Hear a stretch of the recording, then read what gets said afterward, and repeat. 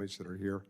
My grandmother was a Gold Star mother, and I have a bit of an understanding of the difficult situation that you've been through. And Mr. Chairman, I want to thank you for your tenure as the chair here. I've enjoyed serving with you and working with you. Mr. Secretary, you've done a good job, in my opinion, in the 4 years that you've been here under difficult challenges. We can all have different perspectives, but we're in a seminal moment in American and world history, I believe. And I want to talk about that as it relates to our efforts with Ukraine, clear and present. I know you're doing a lot of things, but I think that I want to have some assurance that in the remaining weeks allowed that we do everything possible to move the necessary military equipment, material, and authorizations that Ukraine needs to win this war. With that in mind, there's a transfer currently, and I think you have the information, your staff does, of a dozen Black Hawk helicopters from the United States. They're waiting approval from the State Department to complete this transfer. I'm going to add up a letter, but can you comment on that quickly? Congressman, I can't speak to a specific transfer. I can just tell you that we are trying to push out the door everything we possibly can to make sure the Ukrainians have everything they need to deal with the ongoing aggression. We continue to do drawdowns, and I signed off on another one as recently as a day ago.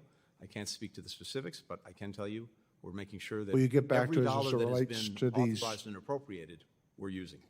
These 12 Black Hawk helicopters, you have the information. I'm happy your to come office back does, to you on that. And please do.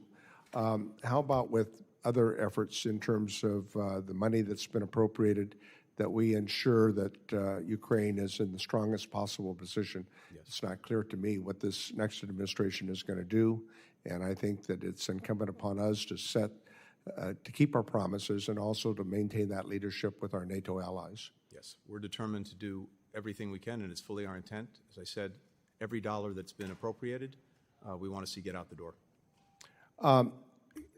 As it relates to Afghanistan, and I was there numerous times, what would you say are the lessons that have been learned? I mean, it's easy to Monday morning quarterback this, I think, and obviously we have people with strong opinions, but you inherited a treaty that had already been signed by the previous administration. You talked in your opening comments about your efforts to try to implement it. It clearly didn't go the way all of us wanted it to. What are the lessons that have been learned? And most important, what changes would you make and why? I think there are lessons to be learned over the 20 years. There are lessons to be learned over the year preceding the evacuation. There are lessons to be learned from the evacuation itself. As to the latter, and actually the year preceding it, the report that I commissioned, the after-action review that I commissioned, looks at least at what the State Department could and should have done differently and how it could set itself better up for the future. Was the Department aware of any Americans in Afghanistan after August 31st who asked for assistance to depart the country, but yes.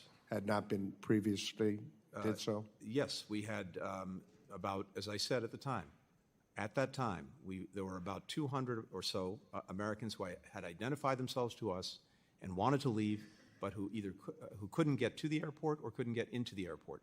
There were several hundred others who we knew of who did not at that point want to leave because either they couldn't bring extended family with them or they decided that they wanted to stay. After August 31st, the 200 or so who couldn't get to the airport, we were able to get out. Several hundred others came forward, seeing the success of our ongoing efforts to get Americans out, and said, actually, now we want to leave.